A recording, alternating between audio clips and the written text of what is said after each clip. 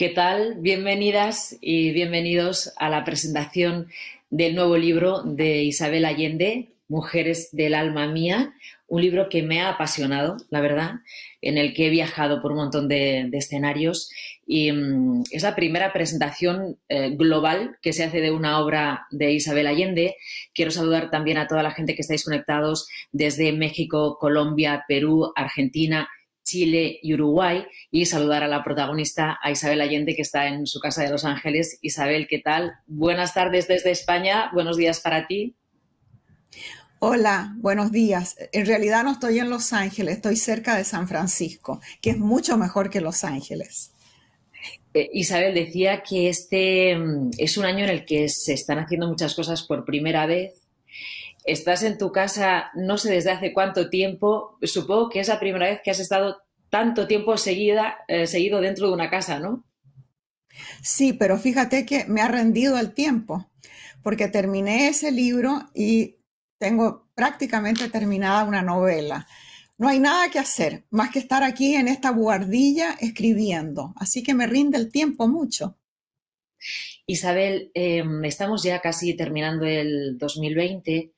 Ha sido un año difícil Mm. para millones de personas en todo el mundo. ¿Cuál sería tu balance, al margen de que ahora podamos disfrutar de cómo te ha rendido el tiempo, pero tu balance, tu perspectiva de este 2020, qué te dice? Yo creo que hemos aprendido una gran lección. Es una lección de que por primera vez nos damos cuenta que somos una sola gran familia humana, que le pasa algo a una persona en la China y nos pasa a todos, que si no controlamos el virus, todos va a seguir. Es como una guerra en que estamos todos juntos contra este virus. Y creo que la nueva normalidad que va a venir va a ser mejor que la anterior. Hemos aprendido muchas cosas en este tiempo de confinamiento y de crisis. Mm. Isabel, también ha sido el año en el que Biden ha ganado a Trump las elecciones. Decías que la última parte de la campaña electoral la habías tenido que llevar con Valium, con whisky. Entiendo que estás un poco más tranquila, ¿no?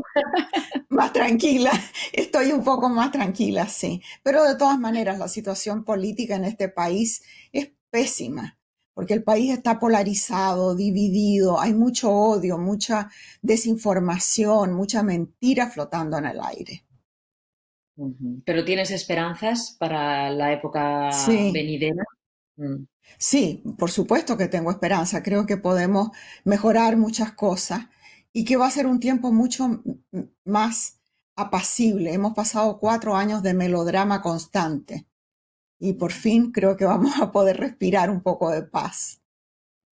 Isabel, decía que tu libro, que verdaderamente me ha apasionado, es un viaje emocional por tu infancia, por tus mujeres, por tus amores, por la literatura. Es también, yo diría, un canto a la libertad de ser una misma, a la libertad de amar, de decidir.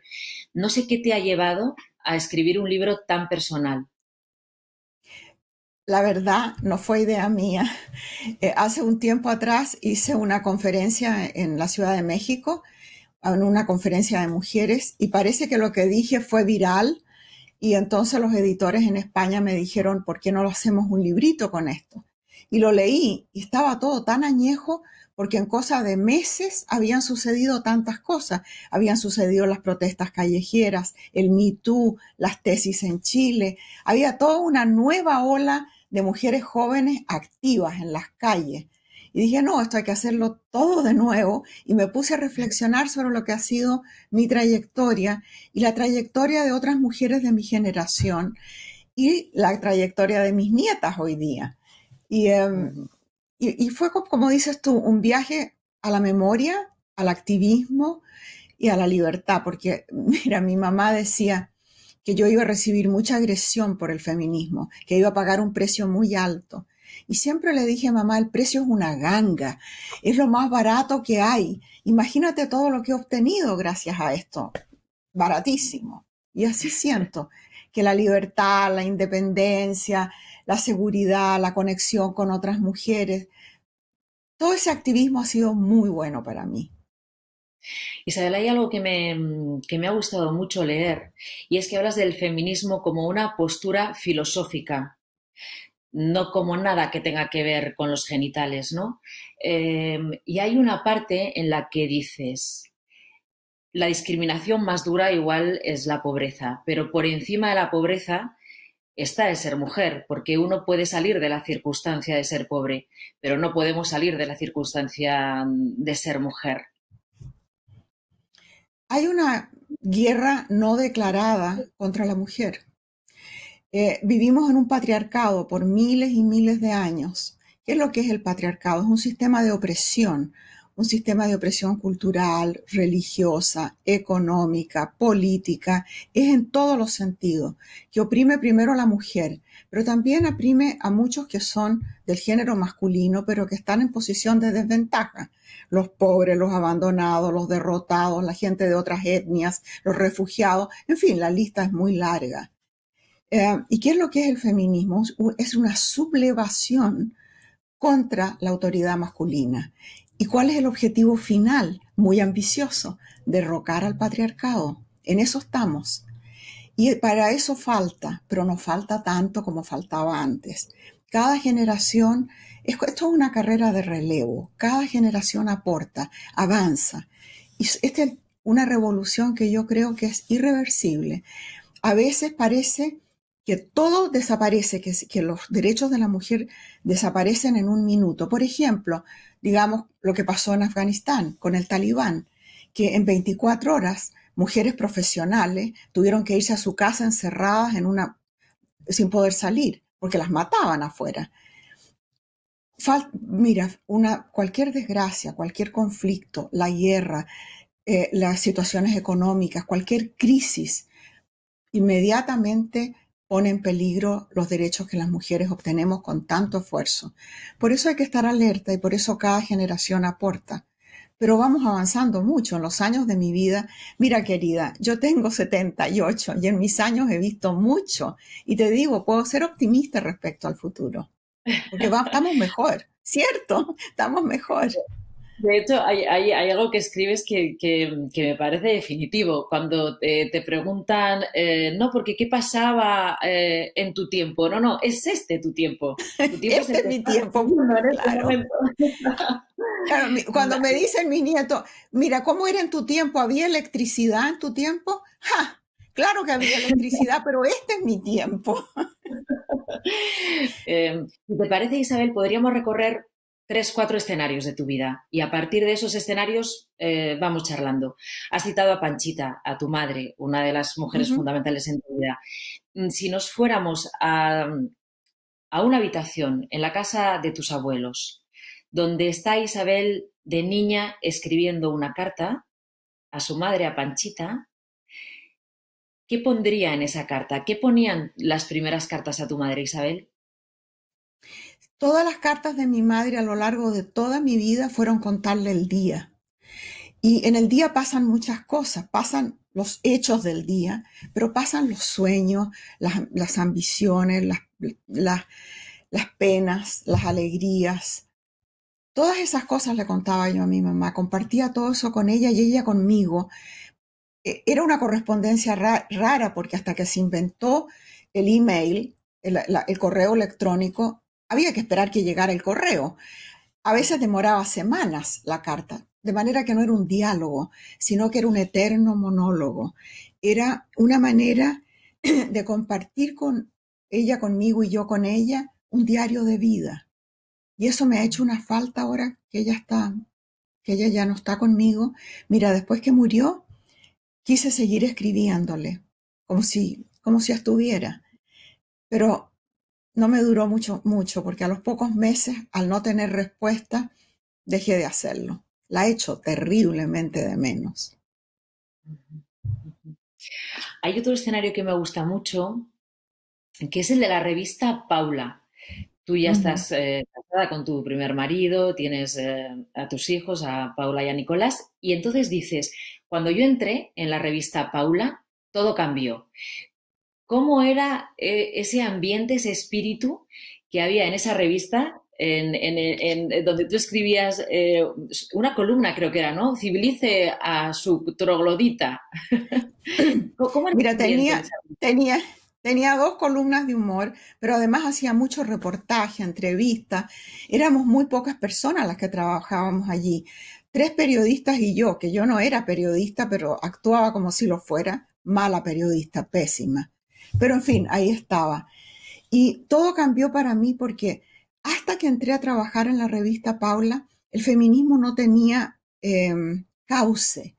Era como una irritación permanente, una rabia constante contra la autoridad, toda forma de autoridad, pero especialmente la autoridad masculina.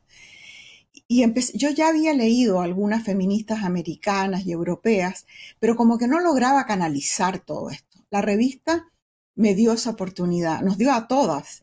Fuimos descubriendo el feminismo juntas, enseñándonos unas a otras, compartiendo libros y en la calle, reportando las cosas que nunca se habían hablado en Chile, que atañían a la mujer. El divorcio, el aborto, la infidelidad, la violencia doméstica, las drogas, en fin, miles de cosas que las mujeres teníamos en la vida de cada una de nosotras, incluyendo la pobreza y la explotación y todas las cosas que nos pasan a las mujeres y que no se hablaban. Chile es un país, o era en aquella época, súper conservador y católico y muy atrasado en ese sentido. Aunque políticamente éramos mucho más progresistas, socialmente era un país muy atrasado. Y había una especie de censura tácita impuesta por la religión y la tradición, y temas que no se mencionaban. Y la revista, cuando empezó a publicarlo y lo puso en el tapete, en el discurso público, creó un alboroto que no te digo. Yo creo que en esos 6 años de la revista Paula cambió la cultura en Chile, sin duda. Fíjate ahora que hablas de los avances que ha habido en el mundo, especialmente, es verdad, en los últimos años. Yo creo que había mucha siembra y empezamos a ver algunos frutos, Claro. Uh-huh. pero este ha sido un año muy complicado porque en el marco de la pandemia se ha vuelto a dejar de hacer visible la violencia contra la mujer. Otra vez la Uh-huh. violencia ha estado dentro de casa y con la puerta cerrada se han hecho muchas cosas, ¿no? Bueno, eso era lo que te decía, que basta una crisis para que la mujer sea la primera que pierde. Eh, Mira, hay casi 80 millones de refugiados en el mundo y la mayoría son mujeres y niños. Los pobres de los pobres son las mujeres siempre, los que tienen menos y las que trabajan más. Y en una situación como la de la pandemia o una situación de conflicto, de guerra, de catástrofe, de terremoto, de lo que sea, la mujer es la que pierde.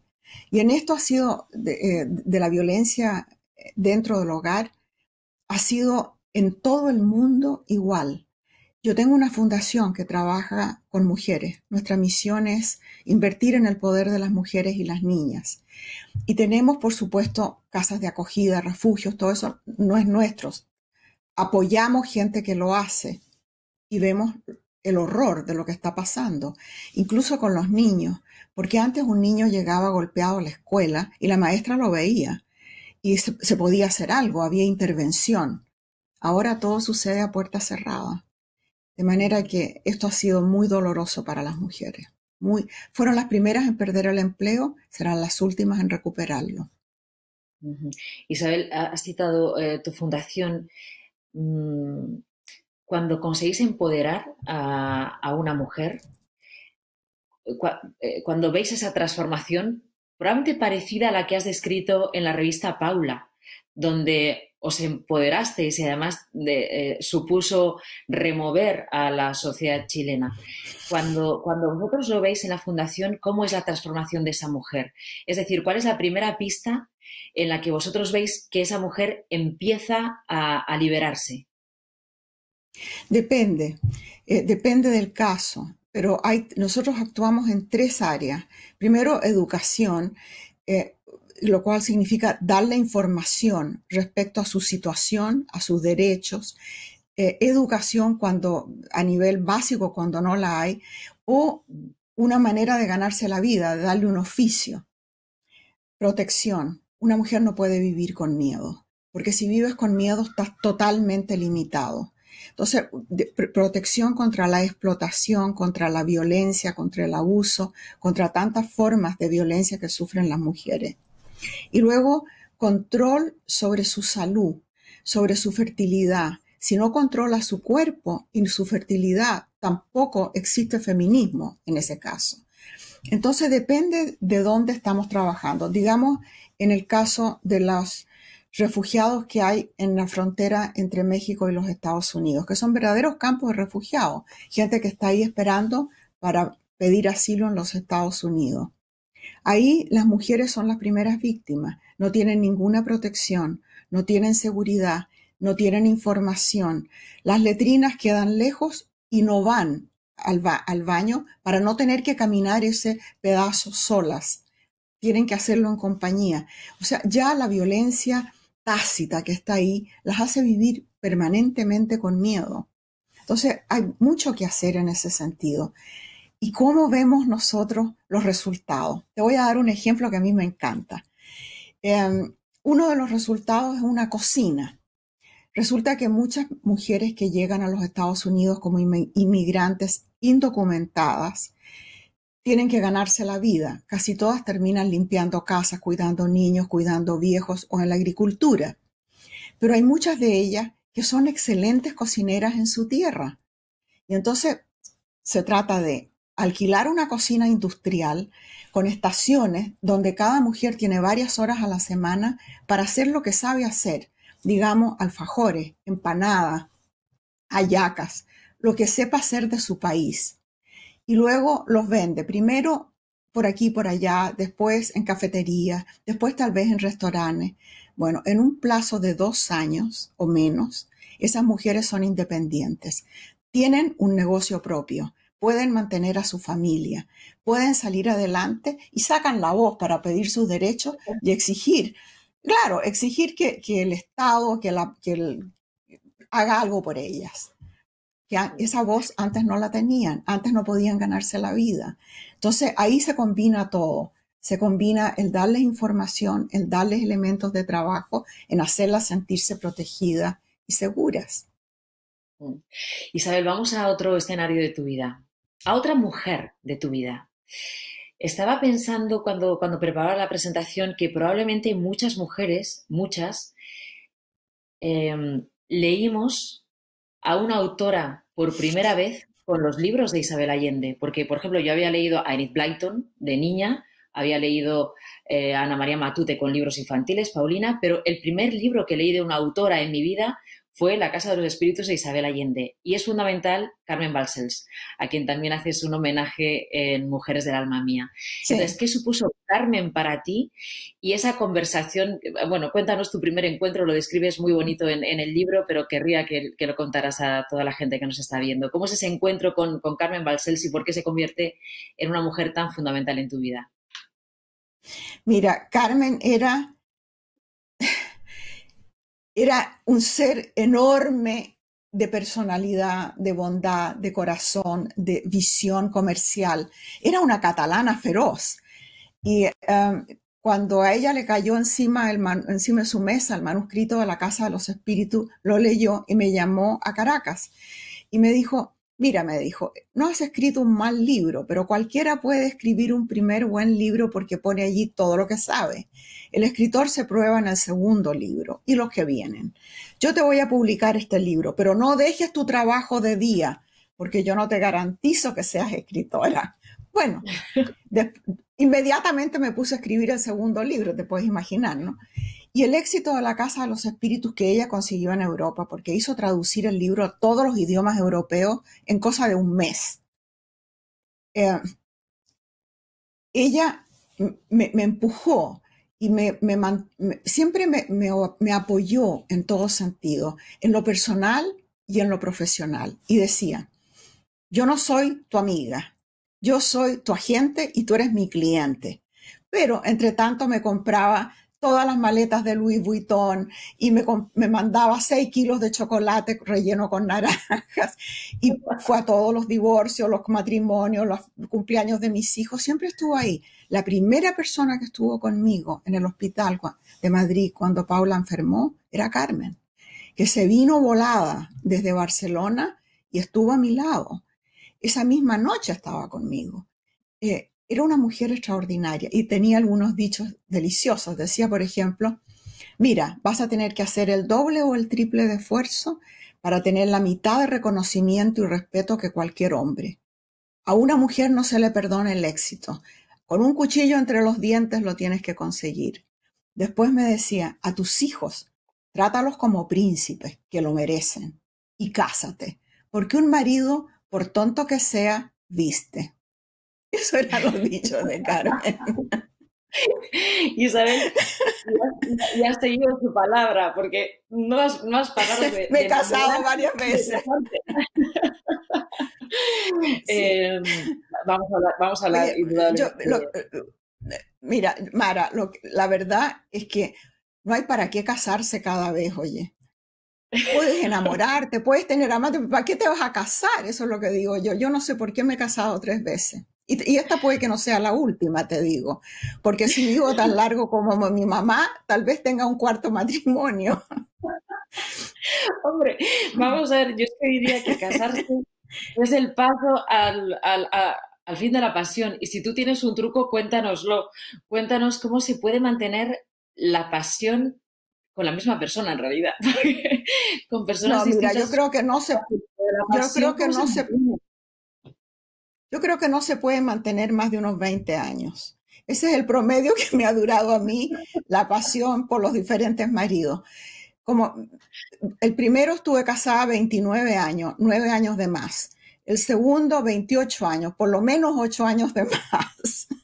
Y me cuesta nada casarse y cuesta tanto divorciarse, porque uno le pone, invierte tanto en una relación que no quiere desarmarla, no quiere que fracase. Pero llega un momento en que hay que admitir que ya no funciona y entonces lo mejor es separarse. Y ahora, ¿por qué casarse? En la última instancia, la primera fue porque era joven y uno se casaba en aquella época. Y además tuve mis hijos con Michael. Después con Willy me casé porque necesitaba una visa americana para traer a mis hijos a los Estados Unidos. Si no, me tenía que separar de los niños. Bueno, ya no eran niños, pero igual. Y la tercera vez, ya estoy hablando de la cuarta, qué Ya estás horror. pensando en la cuarta. Y la tercera vez con Roger, que fue el año pasado, es porque Roger es una persona muy formal y su familia es católica y para él como que le daba vergüenza presentarse delante de los nietos con un amante. Entonces quería casarse de todas maneras. Y mi hijo Nicolás, que es maravilloso, me dijo Nicolás, mira mamá, me dijo, cada vez que Roger menciona el matrimonio, tú le contestas con un sarcasmo chileno. ¿Te gustaría que fuera así al revés? Que tú quisieras casarse y él te contestara con un sarcasmo del Bronx. No, claro que no. Así que nos casamos. Y nos pilló la luna de miel en la pandemia. Llevamos 8 meses de luna de miel encerrados en la casa. Es un poco largo, oye. Sinceramente, no me extraña que estés pensando ya en el cuarto. No, la verdad es que lo quiero mucho y que nos ha ido muy bien hasta ahora. Claro que es un poco nuevo todavía todo.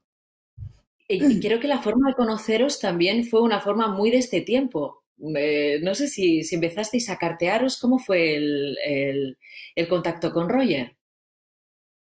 Parece que me oyó por la radio. Él iba manejando de Nueva York a Boston a ver a su hijo. Y me oyó por la radio y cuando llegó a Boston me escribió al correo de la fundación. Y yo recibo cientos de cartas al día. Entonces contesto la primera, pero no puedo tener una correspondencia con todo el mundo. Y le contesté la primera vez y empezó a escribirme todos los días en la mañana y en la noche durante 5 meses, en que no nos conocimos, ni siquiera hablamos por teléfono. Y en un viaje que hice a Nueva York para dar una conferencia, dije, mejor voy a conocer a este señor. Entre tanto, mi secretaria Chandra, que era un sabueso, había averiguado todo lo que se podía averiguar sobre este pobre hombre, ¿no? Que, bueno, ya sabíamos que no era ningún psicópata o asesino, que a veces te tocan esos también. Y entonces salimos a comer y ya cuando íbamos con el segundo plato yo le pregunté, oye, ¿cuáles son tus intenciones? Porque yo tengo 74 años, no tengo tiempo para perder. Bueno, el pobre hombre se atragantó con el ravioli, pero no salió escapando. Y me fue a dejar después al aeropuerto 2 días más tarde y me pidió que nos casáramos. En 2 días. Yo dije, este hombre está desesperado. Pobrecito, ¿qué le pasa? Y no nos casamos, pero él rápidamente vendió su casa, se deshizo de todo lo que tenía y se vino a vivir conmigo en California con 2 bicicletas y su ropa. Bueno, la ropa estaba bastante pasada de moda, así que hubo que cambiarla. De verdad, podemos confirmar delante de todo el mundo que nos está viendo que Isabel Allende es una mujer de su tiempo. ¿Es un qué? De su tiempo. Eres vamos, Completamente de este tiempo. No acepto que me digan que yo soy de las pirámides. No, pues. Isabel, tenemos un montón de preguntas que están dejando también eh, quienes nos están viendo desde México, desde Perú, Argentina, Colombia, Chile, Uruguay. Ahora voy a dedicar unos minutitos para leer sus preguntas. Querría, cómo no, que habláramos de la relación con el tiempo a través de Paula, de tu hija. Hablábamos de Panchita al principio, de lo que la echabas de menos porque al final esos diarios era tu propia vida, ¿no? Era ir contando tu día a día y tu cotidianidad y ahora al saber que no hay respuesta has dejado de escribir. Si tuvieras la oportunidad de cenar esta noche con tu hija, con Paula, y entonces llegara a tu casa y te hiciera solo esta pregunta, mamá, ¿qué ha sido de tu vida en este tiempo? ¿Qué le contestarías? Uf, qué difícil esa pregunta, porque creo que si pudiera estar con Paula, no creo que pudiera ni hablar, creo que solamente la abrazaría, la tendría pegada así aquí. Ay, no sé.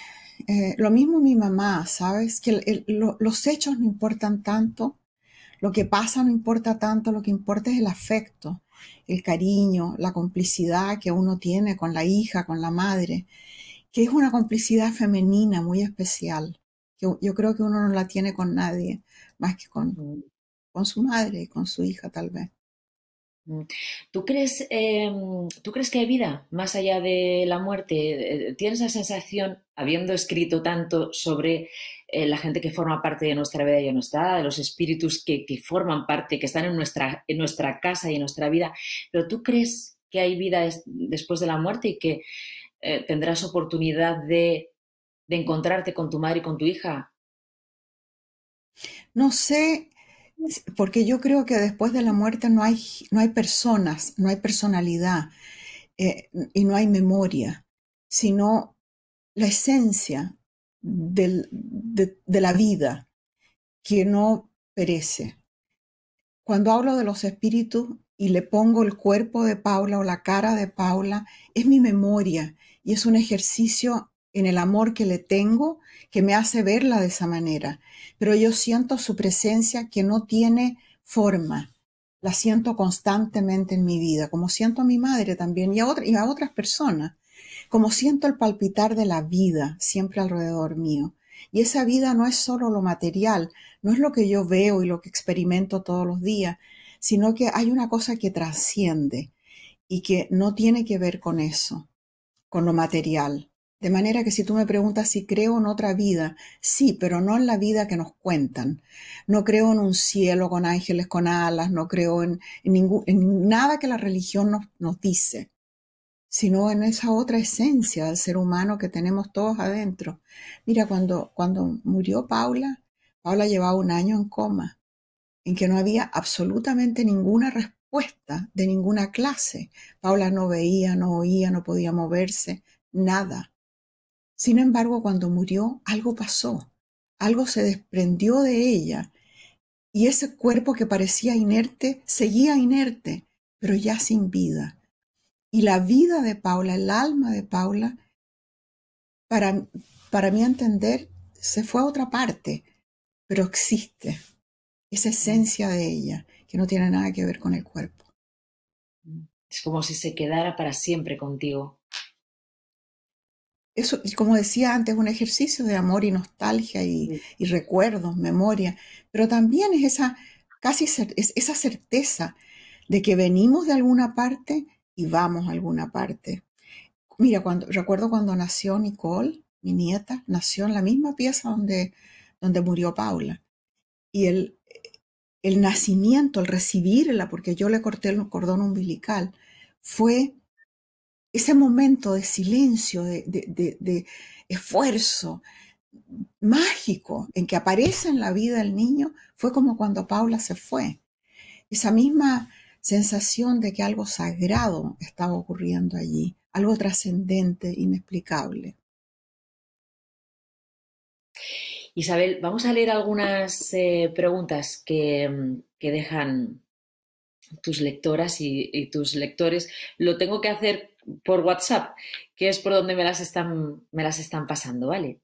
Entonces, mira, Mariana de Venezuela escribe esto: fabulosa Isabel Allende, como siempre. Mi pregunta es, ¿quién ha sido la mujer más influyente en su vida y por qué? Como hemos hablado de Panchita, de Paula, Mi de madre, Balsés, sin ninguna ¿tú eres duda, humana? sin ninguna duda mi madre es la mujer que más influencia ha tenido en mi vida, pero estoy rodeada de mujeres extraordinarias, rodeada. Te podría ser un Claro, yo regimiento te de diría, mujeres que sí, me inspiran. como hemos hablado No te de oigo. tu madre, ¿me oyes? ¿Me oyes? Sí, ahora sí. Sí, Sí. ahora, como hemos hablado de tu madre, de tu hija y de Carmen Balsés, te voy a pedir que elijas una que no tenga que ver con tu vida personal. Una mujer que admires, que igual es la panadera del supermercado o una de las mujeres de tu fundación, alguna que sea un ejemplo para ti. Que no la conozca personalmente, mira, una que conozco personalmente y que figura en el libro se llama Olga Murray.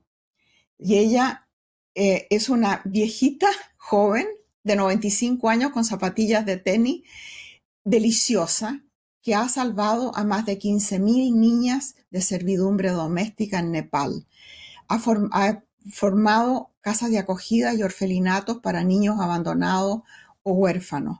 Tiene clínicas de nutrición en que yo he visto las fotos de niños antes y un mes y medio más tarde. Antes son unos esqueletos que no pueden ni siquiera sujetar la cabeza. Y un mes y medio más tarde, con la nutrición adecuada, los niños están jugando a la pelota. Esa mujer extraordinaria es Olga Murray y yo quiero ser como ella cuando yo sea de esa edad. Yo quiero ser ella. Estás en el camino. Tenemos una desde Colombia. A propósito de la inclusión de las mujeres trans en la sociedad, ¿qué es lo que hace mujer a una mujer? A Mira, propósito de las mujeres. yo creo que uno es mujer sintiéndose mujer. No importa la genitalidad, o sea, si naces con los genitales de un varón y te sientes mujer por dentro, eres mujer. Y viceversa también. Tengo varios casos alrededor de mujeres, de hombres que ahora son mujeres. Y uno de los casos que a mí siempre me llamó extraordinariamente la atención era un marine, un tipo enorme, con unas espaldas de este ancho, un cuello de toro, se llamaba Víctor. Y lo conocí como Víctor, de uniforme militar. Y después lo conocí como Victoria, una mujer mayor, igual de grande, igual de masculina de aspecto, pero profundamente femenina en su interior. Estaba casado con una mujer que se llamaba Elizabeth y estuvo casado con ella toda la vida. No tuvieron hijos y ella murió de cáncer. Y ella lo acompañó a él en toda su trayectoria hacia el momento en que Víctor se convirtió en Victoria y siguieron viviendo juntas. Y después él la acompañó a ella, o digamos, Victoria la acompañó a ella, a su compañera, en todo el tremendo, horrible cáncer que tuvo. Y esa mujer, Victoria, para mí es la esencia de la feminidad. Así que ¿No has eso pasa pensado también. ¿No has pensado en escribir una novela de la historia de Victoria? Fíjate, no es mala idea. No es nada mala idea. Estoy pensando, ¿qué voy a escribir el 8 de enero? Pues, de repente voy a ponerme en contacto con Victoria, que tú sabes que se convirtió en diácono después, diácona. Ujú. No No, sé si no, sí, existe la sí. palabra diácona. Hay una, ¿Sí? hay una novela. No, no sé tampoco. Pero en todo caso, lo que sí que sabemos Ya. es que ahí hay una novela, Isabel. Mira, vamos a una que desde aquí, desde España. Pues mira, me parece que nos han oído. ¿Sobre qué le gustaría escribir y todavía no has encontrado el momento? Bueno, yo quería escribir una novela erótica por muchos años y la tenía más o menos pensada, pero tenía que esperar que se muriera mi mamá, porque si no le iba a dar un ataque a mi mamá si yo salía con una novela erótica. Y resulta que mi mamá vivió demasiado, se murió de 98. Y ya cuando mi mamá se murió, ya yo no tenía ningún entusiasmo en escribir nada erótico porque a uno le fallan las hormonas también. No es que a mí no me interese el erotismo, sí me interesa, pero mucho menos que antes, mucho menos. Y yo sé que tiene que ver con la edad y las hormonas. Bueno, y el hecho de Mm, estar eternamente enamorada de Antonio Banderas también influye. Y que nunca me haya mirado siquiera Antonio Banderas. no se lo hemos preguntado, Isabel. Tenemos que preguntárselo. Eso es lo más importante. Haremos la Ya, pregunta y verás que te habrá mirado veremos. Ya. muchas veces. A ver, ¿tenemos tiempo para alguna más? Sí. Mira, desde Colombia llega esta pregunta. ¿Qué es lo más difícil que has enfrentado como escritora?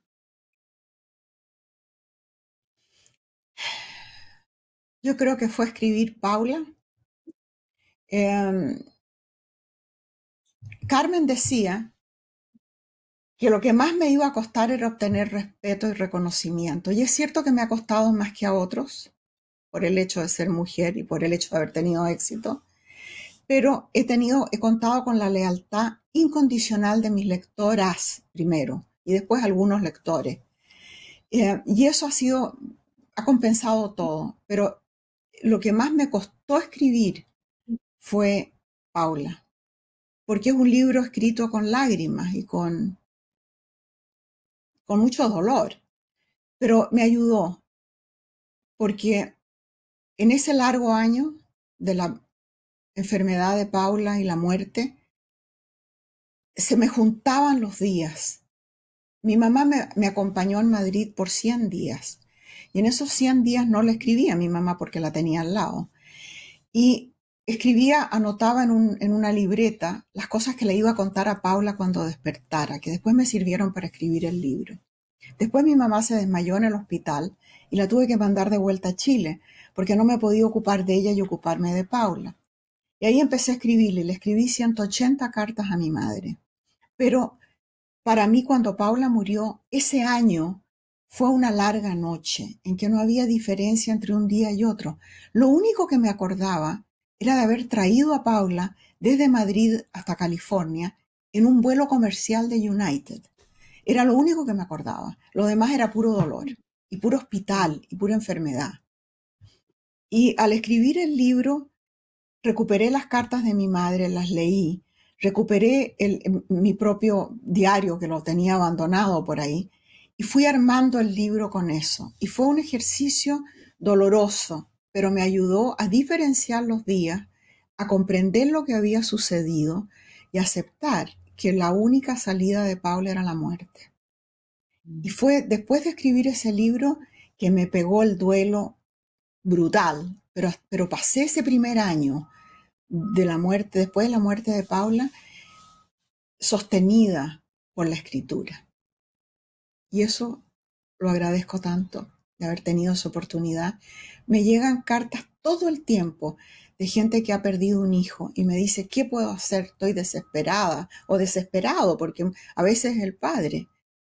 Y lo único que le puedo decir, salga, cuéntelo. Yo lo conté escribiendo, pero si no lo puede escribir, si no lo puede transformar en alguna otra cosa como arte o servicio, cuéntelo. Y verá que al contarlo, toma forma y adquiere límites. Y el dolor no lo invade todo, sino que es una parte de la vida. Isabel, dices que todavía hay gente que te da las gracias por Paula, y que habrá encontrado en ti un ejemplo de algo que se dice mucho cuando se muere un hijo, cuando una madre pierde a uno de sus hijos, que dicen, no se vuelve a ser feliz. Yo quería preguntarte si se vuelve a ser feliz, porque la vida es larga y tú eres un ejemplo de pasión, de amor, de empatía con los demás, con tus lectoras, con los lectores, con la política, con la injusticia. ¿Se vuelve a ser feliz? ¿Se puede volver a ser feliz cuando alguien pierde un hijo? Mira, yo no me atrevo a hablar por los demás, porque depende de las circunstancias, depende de tantas cosas. Eh, yo creo que también depende del carácter. Hay gente que genéticamente es más depresiva que otra. Yo vengo de una familia súper depresiva. Muchos miembros de mi familia son depresivos y pesimistas.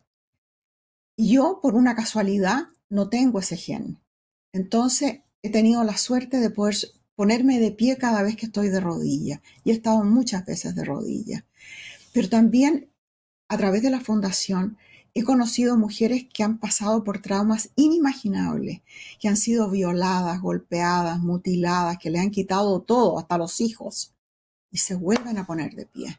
Y no solo eso, sino que son capaces de hacerlo con bondad, con compasión, con alegría.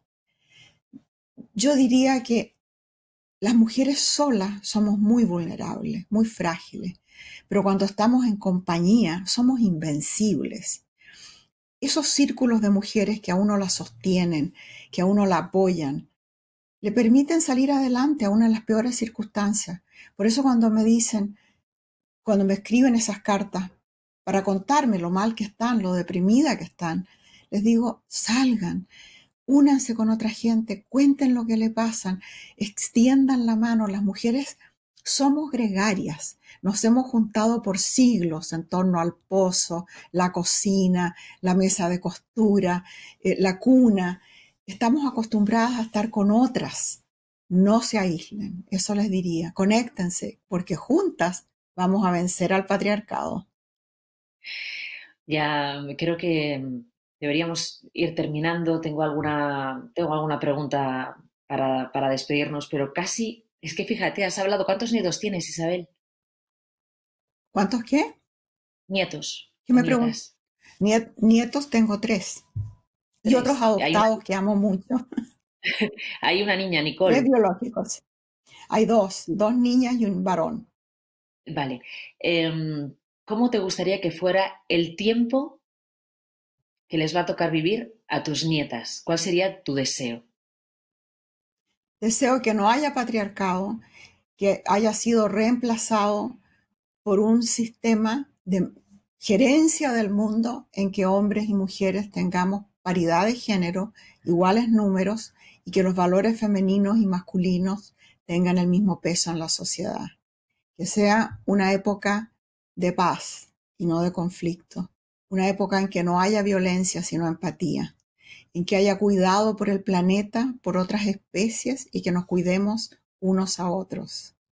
Ese sería el mundo que me gustaría que mis nietas vivieran y muchas más cosas, pero ya con eso, ay, que sería diferente, sería un salto evolutivo.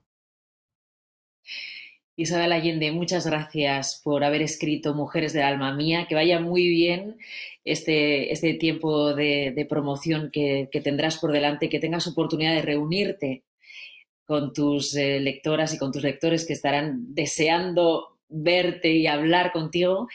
Y gracias por ser mujer y sentirte mujer. Gracias a ti, Mara. Y adiós a todas mis lectoras que están oyéndome.